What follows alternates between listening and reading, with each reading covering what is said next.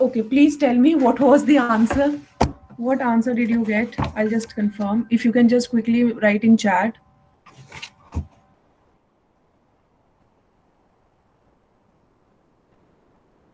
Movements और आप सिर्फ अगर बीटा वन भी बता दोगे ना मेजर ऑफ स्क्यूनेस तो भी हमारा मैच हो जाएगा. So the question I am just saying the question. Yes, so मैं लिख देती हूँ, एक बार आप मैच कर लेना अपने आंसर तीनों पार्ट्स का जिसने भी सॉल्व किया है. I just write the answers of all three. You can match.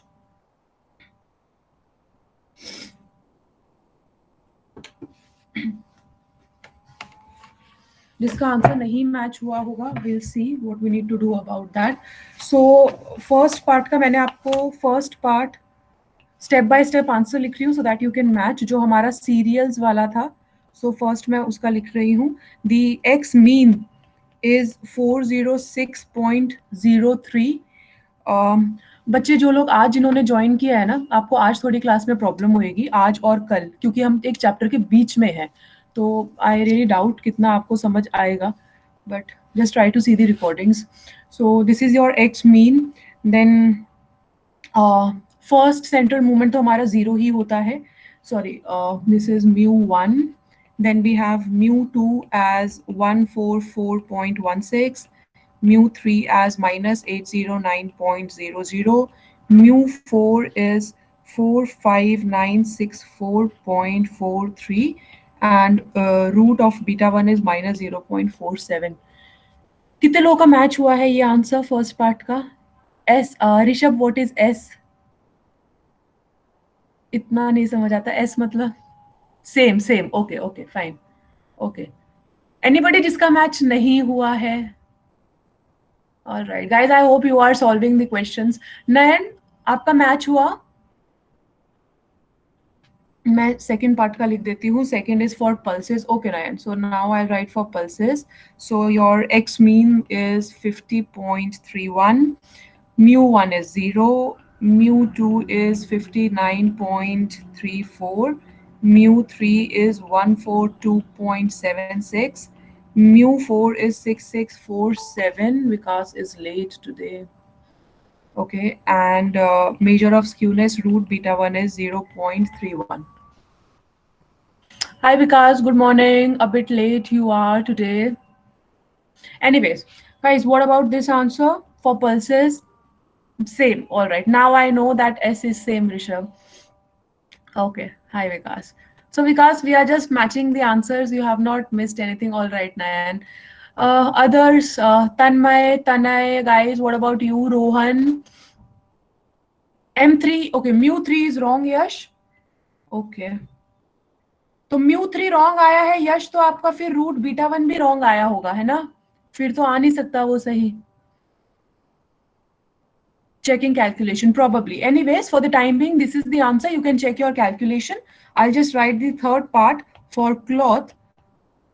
So x mean is 13.66. μ1 will be 0. μ2 will be 1.06. μ3 is 1.43. μ4 is 2.01. Measure of skewness, that is root of beta 1, is 1.31. Okay, what about this? What about this? Yash, Nayan, Tanmay, Tanay, Anuj, Parth, Pranat. कल से मैं सुन नहीं रही हूँ आपका कुछ. प्रणत, you were very keen in solving the answers. क्या आपने सॉल्व किया? सॉल्व कर पाए हो? Did you get time? 0.137. क्या 0.137 नयन? Root beta 1.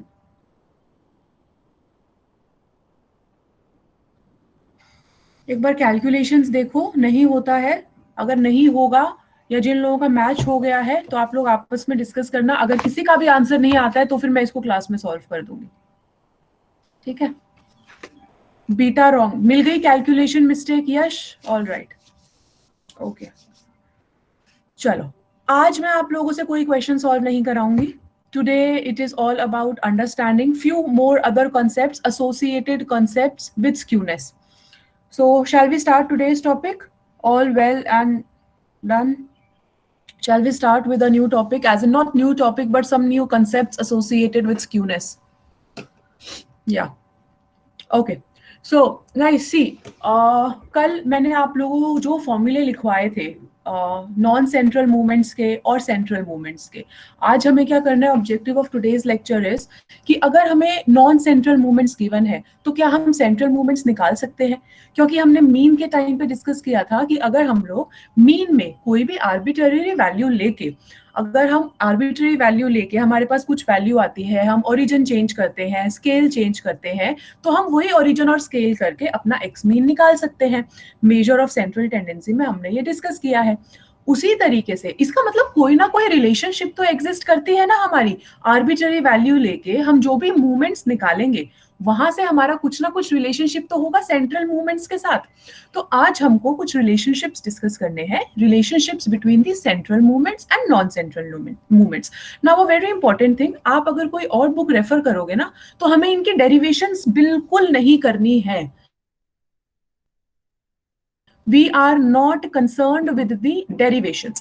नागर एंड दास में भी आप लोगों का एक पेज के ऊपर ना डेरिवेशन किया हुआ है between the relationship of central movements and non central movements. हमें डेरिवेशंस नहीं करनी है, हमें डेरिवेशंस प्रूफ करने के लिए एग्जाम में भी नहीं आएंगी, तो उसके ऊपर अपना टाइम वेस्ट मत करना आप लोग, हमें सिर्फ कॉन्सेप्ट समझना है। So in today's lecture we will do just these 3-4 formulas of what is the relationship between the central movements and the non-central movements। और उसके बाद ये तो हमने मेजर ऑफ स्क्यूनेस सिर्फ एक किया कल, रूट बीटा 1, पर रूट बीटा 1 के लिए हमारे पास म्यू 3 होना चाहिए, वेरिएंस होना चाहिए। व्हाट इफ हमारे पास अगर हम वेरिएंस और अगर सपोज हम वेरिएंस नहीं कैलकुलेट कर पाते हैं तो फिर हम कैसे फाइंड आउट करेंगे। तो जैसे हम लोगों को डाटा गिवन होता है ना, उसी हिसाब से हम मेजर ऑफ स्क्यूनेस का डिफरेंट फॉर्मूले यूज करते हैं। So major of skewness calculate करने के लिए हमारे पास 4 फॉर्मूले होते हैं। सो आज हम लोग सिर्फ ये रिलेशनशिप समझेंगे between central movements and non central movements. And second objective हमारा होएगा what are the 4 measures of skewness. जैसे कि अगर हमारा ओपन एंड इंटरवल है, या अगर हमने जो लास्ट इंटरवल है अपर लिमिट है वो हमारी ओपन एंड है, तो ओपन एंड हो गया तो हम मीन तो कैलकुलेट ही नहीं कर पाएंगे ना, क्योंकि उसके लिए तो हमें मिड वैल्यू चाहिए। तो फिर उस केस में हम जब मीन कैलकुलेट नहीं कर पाएंगे तो म्यू 3 तो कैलकुलेट कर ही नहीं पाएंगे, तो बीटा 1 तो हो ही नहीं पाएगा हम लोगों का, कैसे बीटा 1 निकालेंगे। तो ऐसे सिनारियोज के लिए हमारे पास डिफरेंट डिफरेंट फॉर्मूले हैं to measure the skewness, to measure the coefficient of skewness. जो हम लोगों का फ्री यूनिट फ्री मेजरमेंट होता है ना, वो हमारा कोफिशिएंट कहलाता है। जैसे हमने कोफिशिएंट ऑफ वेरिएशन किया था, तो उसी तरीके से जो ये रूट बीटा 1 है ये भी हमारा मेजर ऑफ स्क्यूनेस है, ये कोफिशिएंट ऑफ स्क्यूनेस है। आज के लेक्चर का ऑब्जेक्टिव क्लियर है? क्लियर है तो फिर मैं लिखना स्टार्ट करती हूँ। Is it clear? हम क्या करने वाले हैं वो क्लियर है सबको? Please guys reply, as it is सर्दी है बट आप रिप्लाई तो कर सकते हो। Okay okay, so first I will write these 8 formulas that we have discussed yesterday। आप लोग भी लिख लोगे तो कंफर्टेबल होगा, रिलेशनशिप्स एक पेज पे क्लियर हो जाएंगी। तो एक बार मैं फॉर्मूले लिख रही हूँ जो हमने कल डिस्कस किए थे। And for the new students guys please maintain your statistics register, it will be very helpful to you. So yesterday we discussed non central movements। I'll quickly write these formulae। So non-central movements is mu1 dash summation of I1 xi minus a divided by n. Mu2 dash is summation I1 n xi minus a square divided by n. And mu3 dash is xi minus a cube divided by n. And mu4 dash is summation this xi minus a to the power 4 divided by n. So these are 4 non-central movements. Then we discussed central movements। अच्छा, मेरा आपसे ना अभी एक question होने वाला है यहाँ पे, सो थोड़ा अटेंशन प्लीज देना। सो ये तो हमने डिस्कस किया है कि दिस इज इक्वल टू 0। अच्छा, अब जो मैं म्यू 2 का फॉर्मूला हमने कल डिस्कस किया था ना, एक बार देखो क्या ऐसा फॉर्मूला हमने पहले कहीं डिस्कस किया है? Summation i equal to 1 n xi minus x bar whole square divided by n। ये जो म्यू 2 का फॉर्मूला है, क्या हमने पहले कहीं डिस्कस किया है? वेरिएंस में। Yes, this is variance. बच्चे your name please. Ma'am Rishabh. Rishabh, all right Rishabh, yeah so this is variance. इसका मतलब μ2 कुछ नहीं है, μ2 हमारा वेरिएंस है। एक तो चीज हमारी यहां से निकल के क्लियर हो गई कि μ2 हम लोगों का वेरिएंस होता है। दूसरी चीज हमारी ये क्लियर है कि अब हमारा μ1 जीरो होता है डेविएशंस वाला, क्योंकि मीन हमारा सेंटर ऑफ ग्रेविटी होता है। सो ये दो चीजें हमारी इन्हीं फॉर्मूले से निकल के आई हैं। दो फॉर्मूले और मैं लिख रही हूँ। So this is now mu3 will be summation x minus x bar cube divided by n, and mu4 is summation I equal to 1 n xi minus x bar 4 divided by n. So these are four formulas. So it means, this actually means that अगर हमें standard deviation निकालना है तो हमारा root of μ2 is equal to standard deviation. So this is just note down these formulae and then we will discuss the relationship. मैं आपको 4 फॉर्मूले लिखवाऊंगी regarding the relationship. बहुत नॉर्मल सिंपल क्वेश्चन आ सकता है कि हम लोगों को नॉन सेंट्रल मूवमेंट्स गिवन है और हमें सेंट्रल मूवमेंट्स में कन्वर्ट करना है, 1 या 2 नंबर का या 3 नंबर का, डिपेंडिंग कितना फर्स्ट मूवमेंट बोल रहे हैं सेकंड मूवमेंट बोल रहे हैं, depending what is the question says. आपको सिर्फ ये फॉर्मूले पुट करने हैं, इनकी डेरिवेशंस मत करना. मैं सिर्फ इनकी डेरिवेशंस की बात कर रही हूँ. I hope you have written this down. Can I switch on to the next page, guys?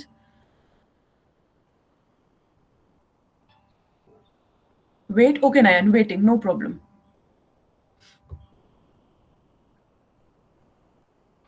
Done, Tanmay, okay. So please always remember, μ1 is 0 and μ2 is nothing but variance.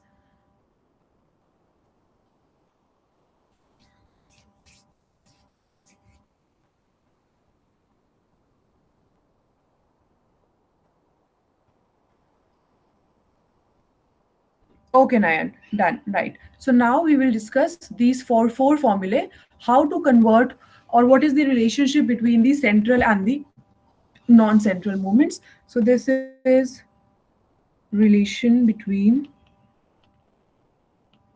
central and non-central movements.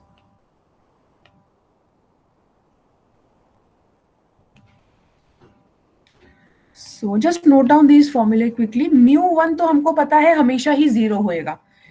अगर हमें μ2 निकालना है तो हम यहाँ पे use करेंगे μ2 dash को, that will be μ2 dash minus μ1 dash whole square. So this is our μ2.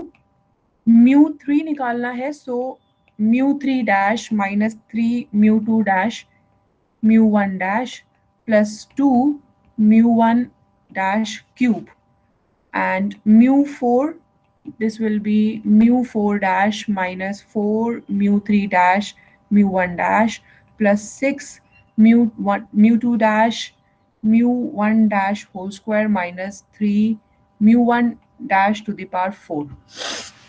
किसी को अगर इनकी डेरिवेशंस में इंटरेस्ट है तो मैं ट्यूटोरियल में ये डेरिवेशंस करा दूंगी, क्योंकि डेरिवेशंस आपके सिलेबस में नहीं है, इसलिए मैं लेक्चर में नहीं करा रही हूँ. तो if anybody is interested let me know, मैं आपको ट्यूटोरियल में डेरिवेशंस करा दूंगी, इसी ट्यूटोरियल में करा दूंगी.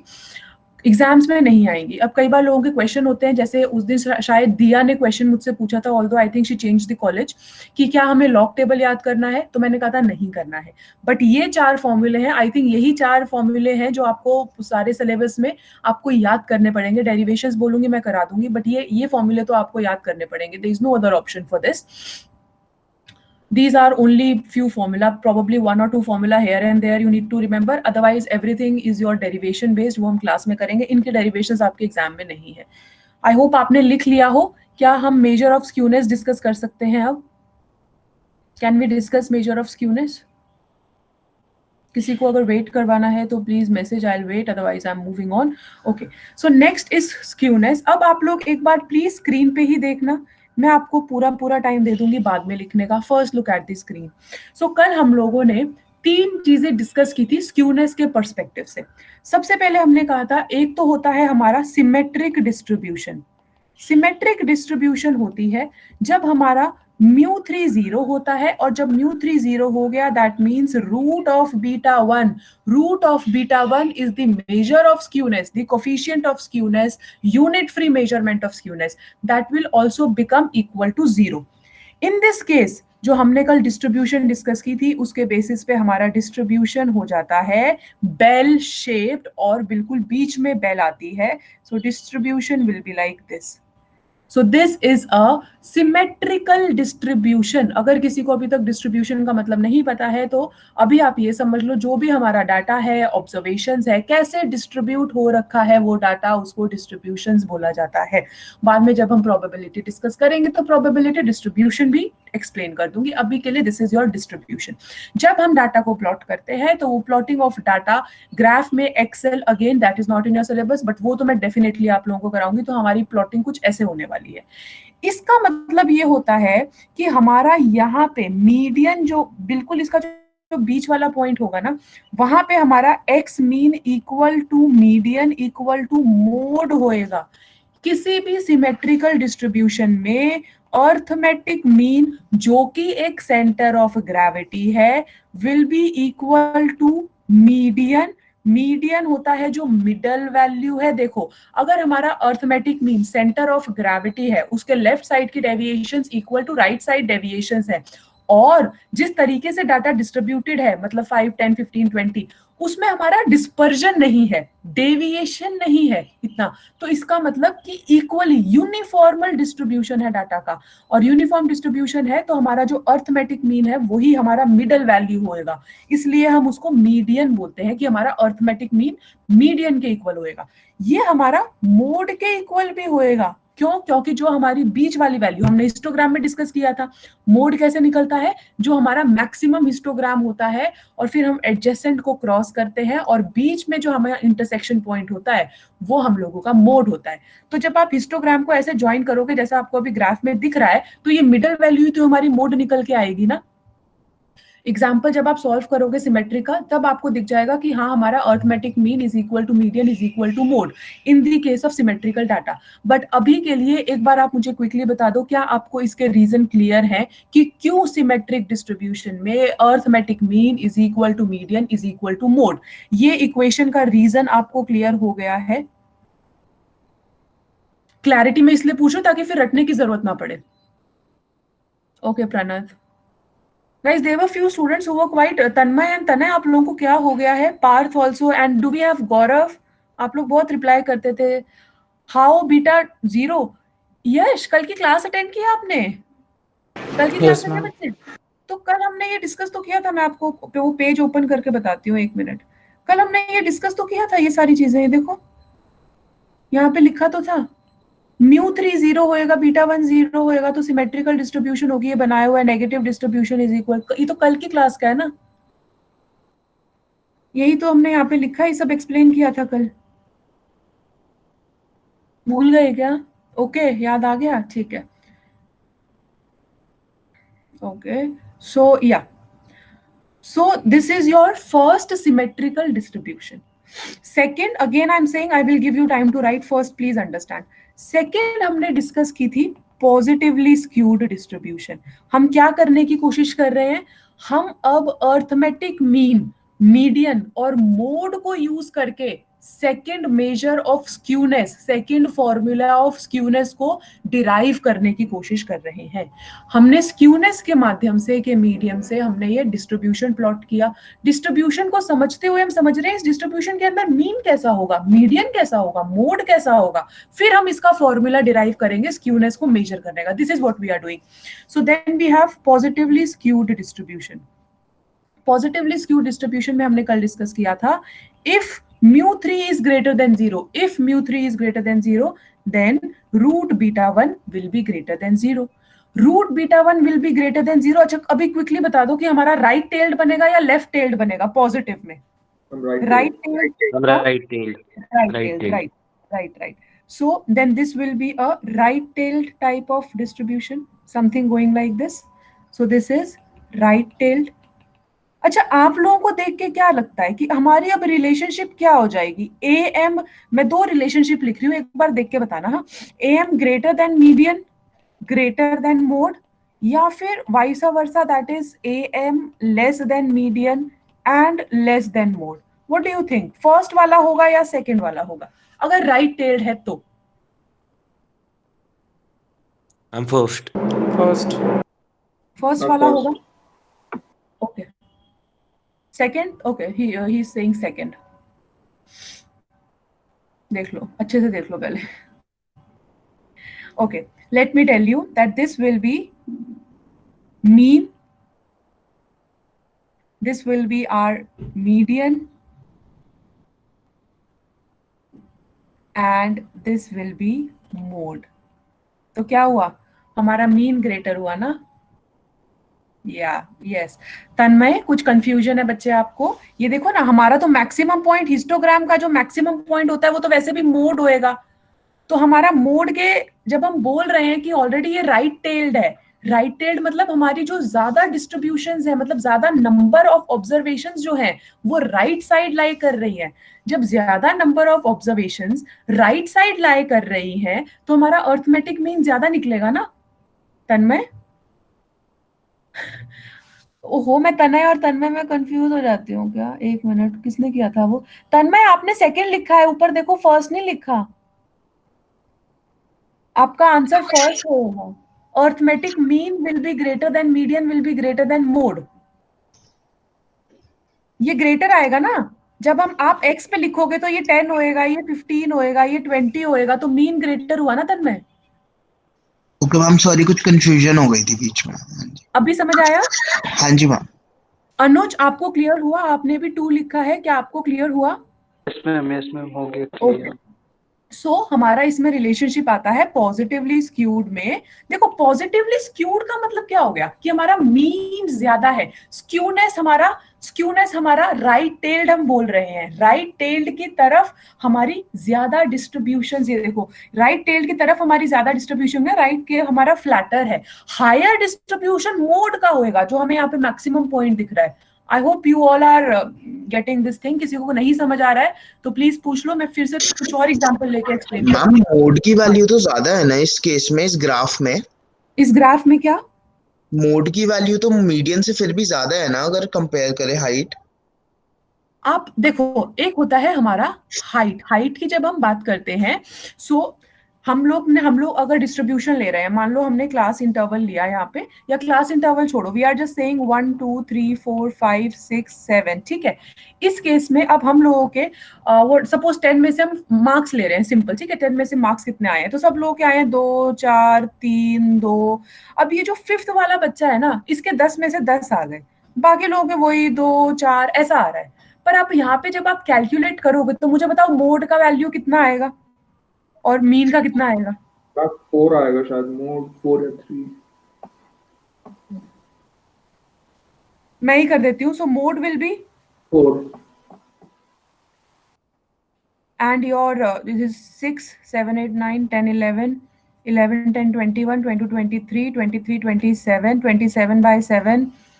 अरे यार, एक की वैल्यू बढ़ा लो, इसको 5 कर लो, 28 हो जाएगा सीधा सीधा। So this will be 4।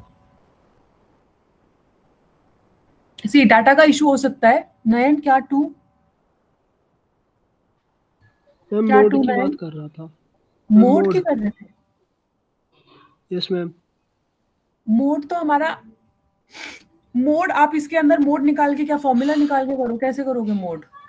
Ma'am highest ma'am number जो जो आएगा ना ऑब्जर्वेशन, वो हो जाएगा मोड, ओ फ्रीक्वेंसी।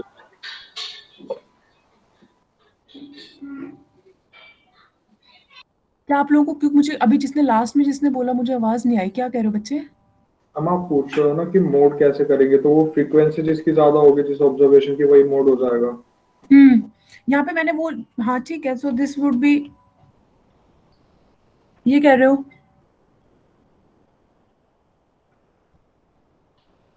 सो इस केस में हमारा मीन कम हुआ है फिर, प्रोबेबली क्योंकि हमारा इसमें डेविएशन इतना नहीं है इसलिए। पर मैं आपको एक डाटा लेके ना ये क्लियर कर दूंगी। मैं डाटा लेके आप लोगों को ना ये क्लियर कर दूंगी, ठीक है? Okay, yes ma'am. मैम। क्योंकि इसमें इसमें पता है क्या होगा, इसमें हम जैसे डिस्ट्रीब्यूशन लेंगे ना, इसका डिस्ट्रीब्यूशन फिर पता है हम लोगों का कैसा बनेगा। अगर हमने यहाँ पे इंडिविजुअल्स ले लिए, इसी का मैं यहाँ पे बता देती हूँ, अगर हम लोगों ने यहाँ पे इंडिविजुअल्स ले लिए, सपोज ये 1 2 3 4 5 6 7, और मैं इसको प्लॉट करती हूँ आप लोगों के सामने। सो दिस वुड बी, ये मार्क्स है हमारे 1 2 3, सो 2 4 3 2 10 एंड 2, सॉरी मैं उसको प्लॉट करने लगी थी, 2 3 4 5 6 7 8 9 10, ये रब कर रही हूँ मैं अभी के लिए।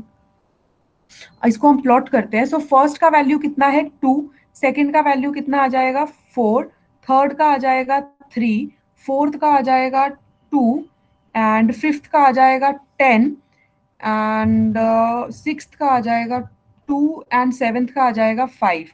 अब ये डिस्ट्रीब्यूशन देखो, अगर हम इसको नॉर्मल ग्राफ बनाते हैं, क्योंकि जब हमने फ्रीक्वेंसी पॉलीगन में भी क्या कहा था, हम एक नॉर्मल कर्व बनाना चाहेंगे, तो ये कर्व हम लोगों का ना कुछ ऐसा बनेगा। अब ये राइट टेल्ड बना या लेफ्ट टेल्ड बना जब हमने प्लॉट किया? तो लेफ्ट टेल्ड। लेफ्ट टेल्ड हुआ ना।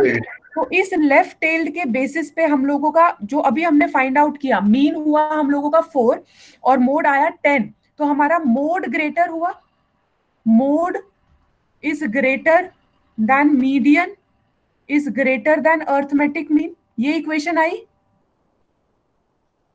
है ना? Yes ma'am. Yes ma'am. तो ये हमारा लेफ्ट टेल्ड है। लेफ्ट टेल्ड मतलब ये हमारा नेगेटिवली स्क्यूड है, ये हमारा नेगेटिवली स्क्यूड है। मैं आपको एग्जांपल पॉजिटिवली स्क्यूड का देना चाह रही थी, पर एनीवेज नेगेटिव स्क्यूड अगर हमने लिया तो ऊपर जो हमने पॉजिटिव स्क्यूड की ये रिलेशनशिप लिखी है ग्रीन में कि arithmetic mean will be greater than median will be greater than mode, अगर हम लोगों का राइट टेल्ड होगा तो अगर हम लोगों का लेफ्ट टेल्ड होएगा तो ये अपोजिट रिलेशनशिप ट्रू हो जाएगी। अभी किसी को कुछ confusion? Any confusion to anybody? Doubt किसने No. पूछा था? सॉरी मैं भूल गई। Who asked the doubt? मैं, क्योंकि मैं जिसने भी पूछा था उनको क्लियर है, ये कंफर्म करना चाहती हूँ मैं।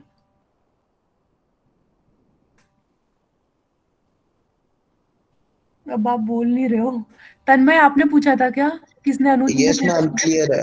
क्लियर है ना? ठीक है, तो मैं इसको रब कर दूं कि आप ये नीचे वाला, क्योंकि मैं इसी के नीचे एक बार प्रॉपर्ली लिखूंगी नेगेटिव वाला भी, ऑल्दो आपको समझ आ गया है, but I will write it properly. Can I rub this or do you want to plot this? It's very rough.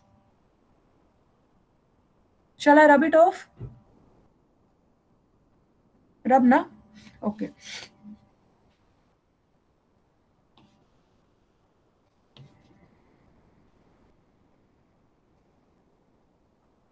Yeah, so we were discussing positively skewed.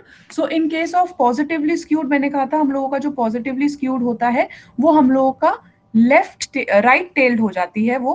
So this is right tailed.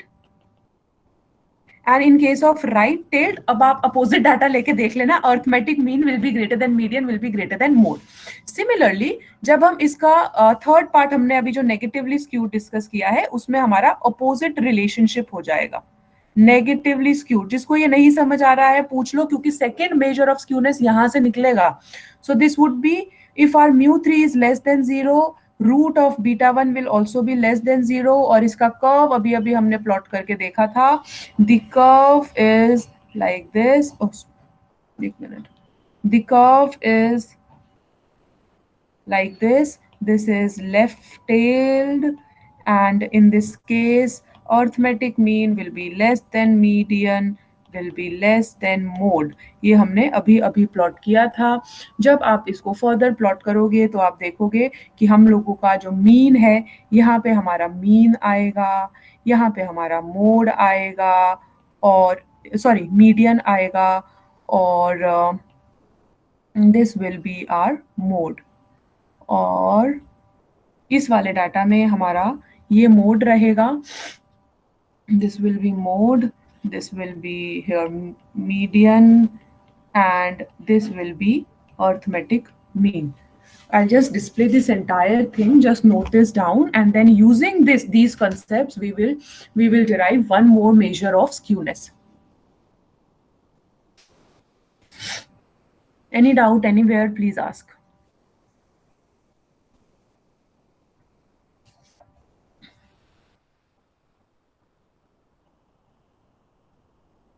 Done Tanay, okay.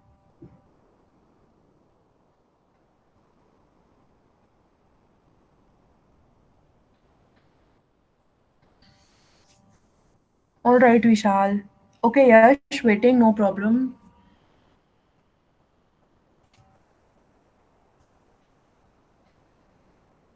Okay, मुझे लगता है ये chapter हमारा कल नहीं परसों खत्म होगा, क्योंकि आज मैंने जो सोचा था वो उतना नहीं हो पाएगा। It's 15।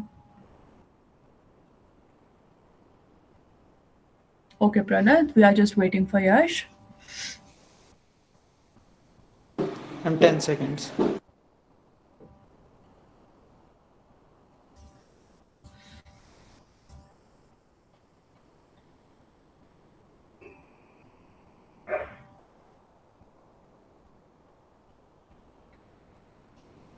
Done, Yash? Yes, ma'am. All right. Okay, guys. Now, please again look at the screen. I'll give you. अभी तो मैं कुछ भी नहीं लिख रही, सिर्फ समझा रही हूँ। इसका मतलब जो हम ये स्क्यूनेस बोल रहे हैं कि स्क्यूनेस हमारा कितना कोफिशिएंट है, कितना स्क्यूड है हमारी डिस्ट्रीब्यूशन। अगर बिल्कुल भी स्क्यूड नहीं है तो आप फर्स्ट इक्वेशन में देखिए कि हमारा जो अर्थमेटिक मीन है वो बिल्कुल मोड के इक्वल होएगा। पर फिर हम देखते हैं कि अगर हमारा एसिमेट्रिक डिस्ट्रीब्यूशन है तो हमारा डिफरेंस बहुत ज्यादा आ रहा है। Please look at the screen in mean and mode. मैं जानबूझ के वर्टिकल नहीं कर रही हूँ क्योंकि मैं कुछ कंपैरिजन दिखाना, हॉरिजॉन्टल नहीं कर रही, मैं कंपैरिजन दिखाना चाहती हूँ। सो सिमेट्रिक में हमारा मीन बिल्कुल मोड के इक्वल है, पर जो हमारे दो डिस्ट्रीब्यूशन है पॉजिटिवली स्क्यूड और नेगेटिवली स्क्यूड, उन दोनों में मीन और मोड में बहुत डिफरेंस आ रहा है। सो मीन एंड मोड में डिफरेंस आ रहा है। जैसे अभी हमने प्रीवियस क्वेश्चन में किया था जो नेगेटिवली स्क्यूड था, कि हम लोगों का मोड आ रहा था 10 और मीन आ रहा था, और सॉरी वो आ रहा था 4। सो इस केस में हम लोगों का मोड और मीन के अंदर प्रॉब्लम है। Mode was 10, mean was 4। And in this case यहाँ पे भी जब आप नेगेटिवली स्क्यूड में देखोगे, अर्थमेटिक मीन और मोड में डिफरेंस है। तो सिमेट्रिक डिस्ट्रीब्यूशन ये बोलती है कि मीन और मोड एक ही रहेंगे। मतलब वो इस मैक्सिमम जो हिस्टोग्राम पे हम ये मोड डिराइव करते हैं ना, आप देख पा रहे होगे, मैं पर्पल से फर्स्ट ग्राफ में कर रही हूँ, तो ये हम लोगों का ऐसा कर्व होना चाहिए। पर मीन अगर हम लोगों के मोड के इक्वल नहीं है और मीन उससे ज्यादा है या मीन उससे कम है, तो इन दोनों के बीच का जो डिस्टेंस है उसको हम बोल सकते हैं कि ये हमारा स्क्यूनेस है। इतना ज्यादा हमारा स्क्यूड है डिस्ट्रीब्यूशन, चाहे वो पॉजिटिव हो या नेगेटिव हो। इन अर्थमेटिक मीन और मोड के बीच का जो डिफरेंस है वो हम लोगों का मेजर ऑफ स्क्यूनेस कहलाता है। क्योंकि हमारा सिमेट्रिक डिस्ट्रीब्यूशन में तो अर्थमेटिक मीन मोड के इक्वल होना चाहिए, बट एसिमेट्रिक में चाहे वो पॉजिटिव है या नेगेटिव है, अर्थमेटिक मीन मोड से अलग होता है, दोनों में डिफरेंस होता है। तो जो डिफरेंस होता है ना इन दोनों का, अर्थमेटिक मीन का और मोड का, वो हमारा मेजर ऑफ स्क्यूनेस होता है। अब मैं लिख रही हूं, so major of skewness, major of skewness, इसको अब मैं आगे जहां पे भी लिखूंगी ना उसको मैं एस के लिखूंगी, वो मेजर ऑफ स्क्यूनेस होगा। सो मेजर ऑफ स्क्यूनेस का हम मेजर कर सकते हैं अर्थमेटिक मीन माइनस मोड, ऐसा करके भी तो कर सकते हैं। अगर इसकी वैल्यू नेगेटिव आती है इसका मतलब ये नेगेटिवली स्क्यूड है, अगर इसकी वैल्यू पॉजिटिव आती है तो ये पॉजिटिवली स्क्यूड है। क्योंकि नेगेटिव स्क्यूनेस में तो मोड ग्रेटर होता है तो नेगेटिव वैल्यू आएगी, पॉजिटिव स्क्यूनेस में हमारा मोड छोटा होता है तो पॉजिटिव वैल्यू आएगी। क्या हम लोगों को ये क्लियर है? अभी लिखना मत, just let me know, is it clear? ये ऐसा फॉर्मूला कैसे आया है, क्लियर है ना? फॉर्मूला क्लियर, बैकग्राउंड में क्या कर रहे हैं वो क्लियर होना चाहिए, फिर रटने की जरूरत नहीं पड़ती। ऑल राइट, ठीक है। बट अगेन अर्थमेटिक मीन और मोड दोनों के अंदर ही यूनिट होती है। हमें तो एक ऐसा मेजर चाहिए, इसके अंदर तो हमारी यूनिट आ जाएगी, रुपीज आ जाएगा, डॉलर आ जाएगा, व्हाटएवर, कितना आउंस आ जाएगा, केजी आ जाएगा। हम लोगों को तो एक ऐसा मेजर चाहिए जो यूनिट फ्री हो, ताकि हम कोफिशिएंट्स को कंपेयर भी कर पाए। अगर दो डाटा कंपेयर कर रहे हैं तो हमें क्या करना चाहिए इस फॉर्मूले के साथ? अब तो हमने दो ऐसे फॉर्मूले कर लिए हैं, एक कोफिशिएंट ऑफ वेरिएशन किया था, कल मेजर ऑफ स्क्यूनेस किया। क्या करते हैं हम लोग यूनिट फ्री के लिए?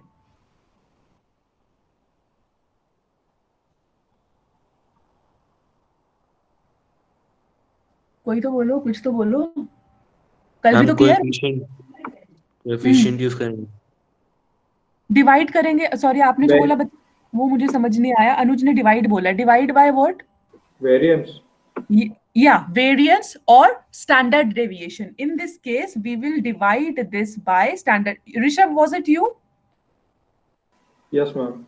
Okay, guys, what are others doing? You need to reply. Rishabh is the only one from the English department and he is representing his department well. Anyways, so yes, so this is the second measure of skewness. First measure of skewness तो हमारा root beta 1 हो गया. Yes, Anuj, standard deviation. Second measure of skewness हमारा arithmetic mean minus mode divided by standard deviation. This is our unit free measurement. This is unit free measurement and this is second measure of skewness. तो हमने ये जो भी अभी इतना सब discuss किया ना, स्क्यूनेस में पॉजिटिव में मीन मोड क्या होगा, मीडियन कहाँ लाई करेगा, कितना नेगेटिव पॉजिटिव, वो सब इसीलिए किया कि हम लोग second major of skewness derive कर सके. अगर हम मूवमेंट्स नहीं कैलकुलेट कर पाते हैं किसी रीजन की वजह से, तो हम स्क्यूनेस एटलीस्ट कैलकुलेट कर पाए. Guys, is the second formula of measure of skewness clear to all? इसमें कुछ लिखने का नहीं है, समझने का है. तो इसमें मैं क्या लिखवाऊं मुझे पता नहीं, ये समझने का था, मैंने समझा दिया. Okay Pranat and Rishabh, alright. Okay, अब हम लोग ना, जैसे मैंने बोला कि I am from empirical background, तो हम लोग के जो फॉर्मूलेज होते हैं ना, जब भी हम उन, जैसे हमारा सिमेट्रिकल डिस्ट्रीब्यूशन आया, कुछ एक फॉर्मूला और मैं आपको एक्सप्लेन कर देती हूँ बस. जैसे हम लोगों का कोई भी सिमेट्रिकल डिस्ट्रीब्यूशन है, जब हम उनका मीन कैलकुलेट करते हैं, मीडियन कैलकुलेट करते हैं, तो ना एक जनरल सा फॉर्मूला निकल के आता है कि भाई अगर सिमेट्रिक होगा ना तो ऐसा सा कुछ हमारा फॉर्मूला, ऐसी सी कुछ रिलेशनशिप निकल के आएगी. तो उसी तरीके की डाटा को यूज करके एक जो हमारा नॉर्मल मॉडरेटली स्क्यूड है, ज्यादा स्क्यूनेस का कोफिशिएंट नहीं है, छोटा सा मतलब मॉडरेट स्क्यूनेस डिस्ट्रीब्यूशन है, बेल शेप्ड कोई कर्व आता है जब हम लोग अपना प्लॉट करते हैं वैल्यूज को, तो एक रिलेशनशिप निकल के आती है अर्थमेटिक मीन, मीडियन और मोड के बीच में. जिन लोगों ने स्टैट्स पढ़ा होगा उन लोगों ने ये रिलेशनशिप्स रटी होंगी. यहाँ पे मैं आपको एक्सप्लेन कर रही हूँ कि जब हम प्लॉट करते हैं इन वैल्यूज को, जो हमने नॉर्मली पहले भी प्लॉट किए हैं ना वैल्यूज, बहुत सारे डाटा लेके, आप देखोगे अगर उसमें भी हमारा स्क्यूनेस इतना ज्यादा नहीं है तो ये रिलेशनशिप वैलिड होती है. तो ये ना थ्योरीज कंस्ट्रक्ट की जाती हैं स्टैटिस्टिक्स में, मैथमेटिक्स में. थ्योरीज का मतलब होता है कि हम कुछ अजम्पशंस लेते हुए चलते हैं और वो अजम्पशंस को लेते हुए हम एक फॉर्मूला हम लोगों ने निकाला और हम कंक्लूड करते हैं कि अगर हमारी अजम्पशंस ट्रू हैं तो हमारा ये फॉर्मूला वैलिड होगा. तो उसी तरीके से एक फॉर्मूला आया है, पहले मैं आपको फॉर्मूला लिखती हूँ, उस फॉर्मूले को यूज करके हम स्क्यूनेस का एक कोफिशिएंट डिराइव करते हैं. So I just write that. So we are saying, I just make it horizontal. Yeah, so we are saying for distribution which are bell shaped, जो अभी हम लोगों ने सिमेट्रिक कर्व बनाया वो बेल शेप्ड है ना proper, which are bell shaped and moderately skewed.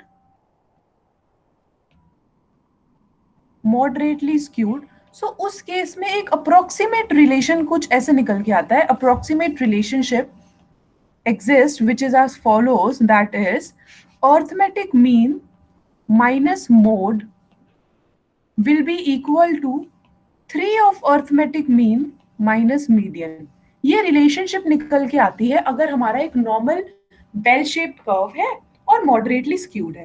अब आप देखो, ये जो हमारा अर्थमेटिक मीन माइनस मोड है, ये तो हमारा मेजर ऑफ स्क्यूनेस है. ये लिखा है ना हमने ऊपर, major of skewness, difference between arithmetic mean and mode.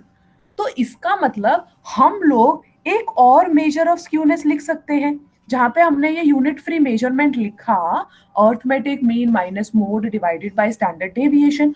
अब जब हमको पता है कि arithmetic mean minus mode is equal to 3 times of arithmetic mean minus median, तो इसको हम ये भी लिख सकते हैं ना, that measure of skewness is 3 times arithmetic mean minus median divided by standard deviation. ये हमारा थर्ड मेजर ऑफ स्क्यूनेस हो गया. This is our third measure of skewness. So these are the 3 formulas. चौथा फॉर्मूला क्वोटाइल बेस्ड है, वो मैं अभी नहीं डिस्कस करूंगी, वो हम कल करेंगे, प्लान था मेरा आज का, but we are not going to discuss that today, बहुत हो जाएगा आप लोगों के लिए. सो ये 3 फॉर्मूले आप लोगों को क्लियर होने चाहिए. Root beta 1, arithmetic mean minus mode.